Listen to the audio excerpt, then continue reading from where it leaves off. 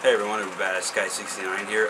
It's been a long time. I don't have a video camera, but I'm getting to borrow my friend's, so doing a small little Asia haul, and then I'm going to start a new web series. So this one's mixed. It's got Korean, Chinese, video games actually, some anime, different stuff. So here we go. First up, I got two Wong Kar-wai films.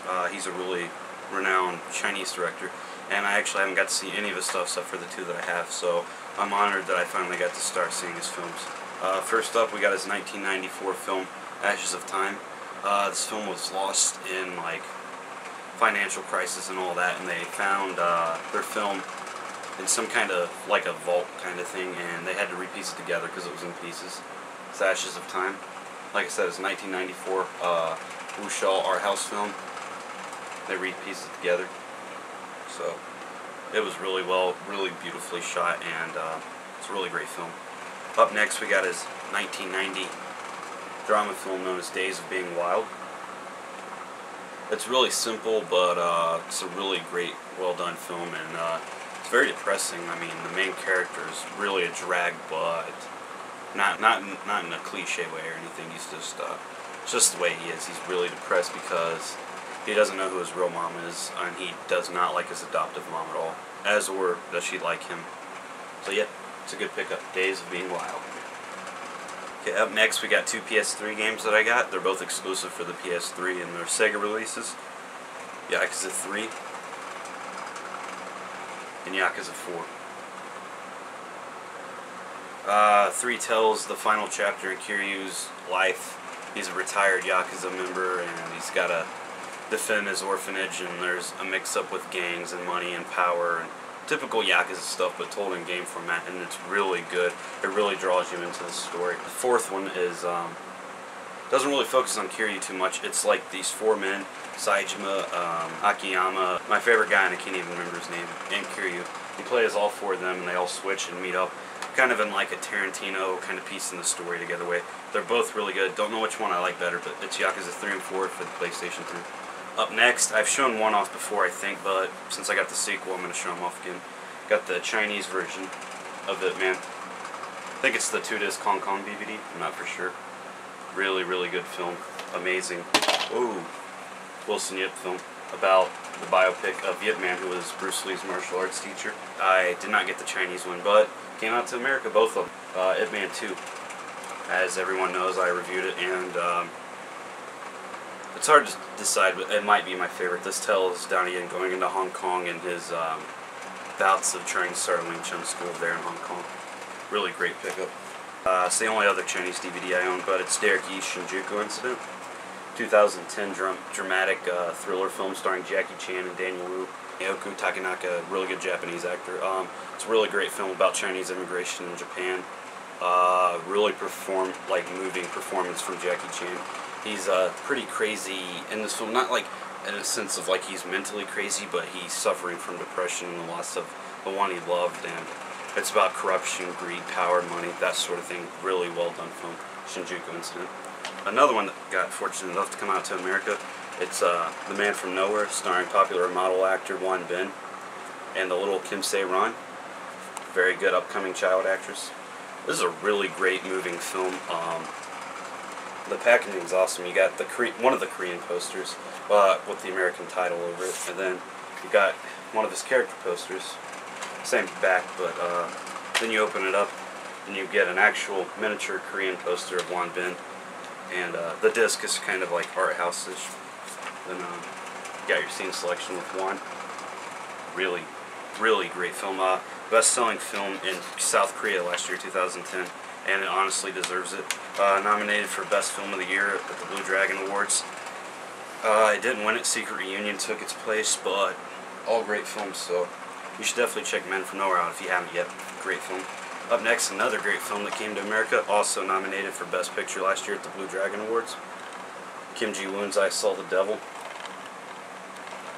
It is a masterpiece. I was so happy this came out over here. I'm a big Ji Woon fan. Tell Two Sisters, Good, the Bad, the Weird, Fight Family, Foul King, all those.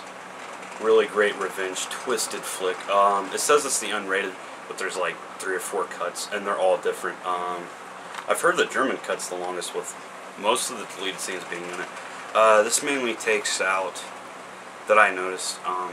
It takes out the first pervert, the guy that masturbates, kind of gross, but yeah, honestly, I recognize that they took that out from the cut-eyed scene, and the rape scene was taken out, but you can see those scenes on the deleted scenes, and there's a ton of extra, like, behind the scenes with the martial arts choreographer, Ji Woon himself, and there's a bunch of deleted scenes, all subtitled too, so it's really nice.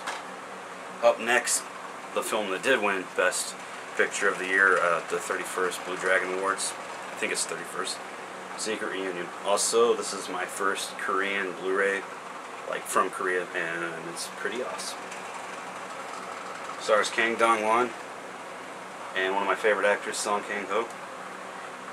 This film was really good. It was so fun, and it's nice to see a film like this, just like something that's fun and simple, win Best Picture of the Year. I mean, over here it's got to be really dramatic or a tearjerker.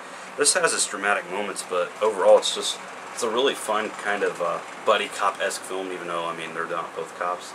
It's about a North Korean spy and a South Korean police officer, and they get mixed up in this big shootout, and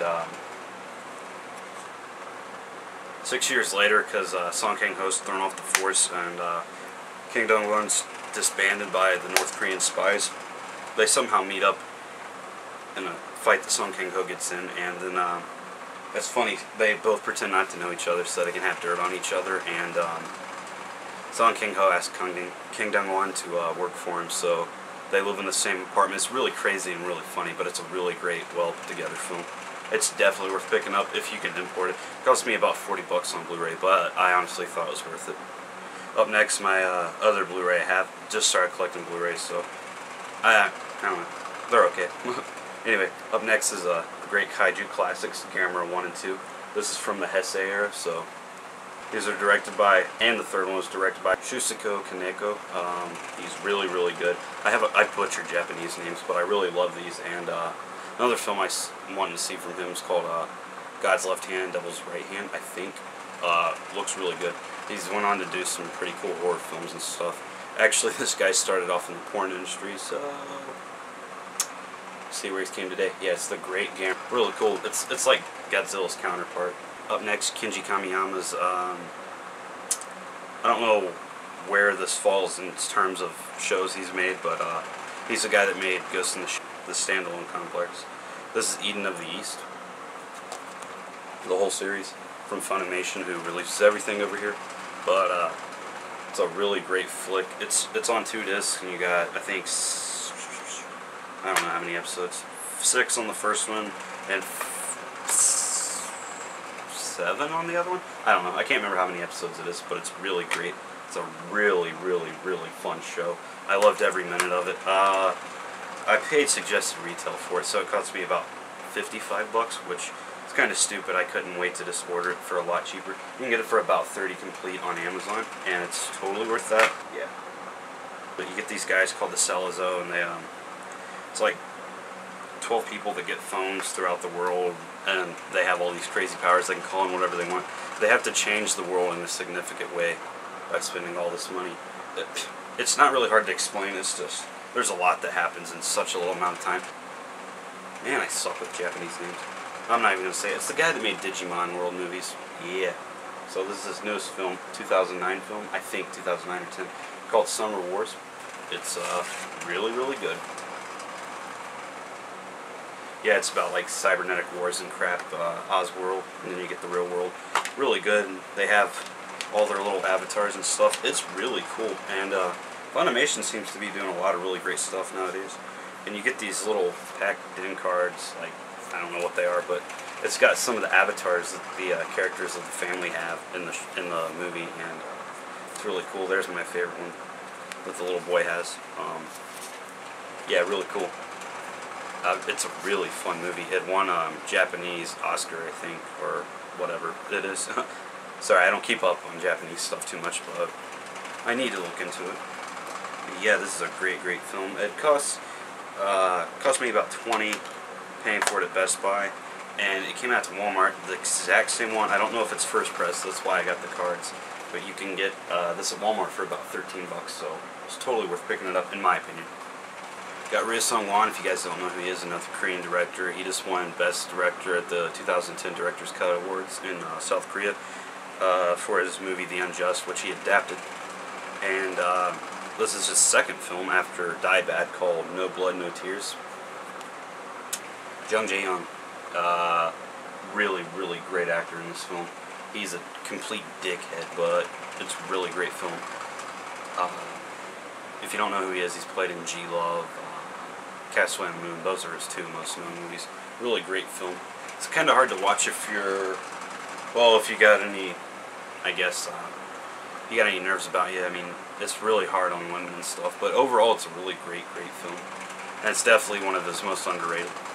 Last but not least, discard the case. Please discard the case. It makes it look like a sick, twisted film, but it's not at all what I've seen. It's called Voice. I've watched all of it, but about the last 20 minutes, and I really, really love this film. It's the fourth film in the Whispering Corridor series. If you guys have ever heard of those, good Korean ghost flicks. I think they're up to 5, which was Blood Pledge, and it came out over here, but I really did not like Blood Pledge at all. But I haven't got to see this one yet, and what I've watched, like I said, I really loved. It's about a girl who gets killed that has like the prettiest voice in the school, and the whole film's the big, like, who killed her, why did they kill her, blah, blah, blah. And the only person that can hear her is her best friend, so, yeah, like I said, Voice is really, really great. And I wish they would just list them like they're called. It's Whispering Corridors 4 over there, but over here it's called Voice. I guess they don't want it to be a big series or something over here, I don't know. So thanks, subscribe, I'll see you guys later, bye.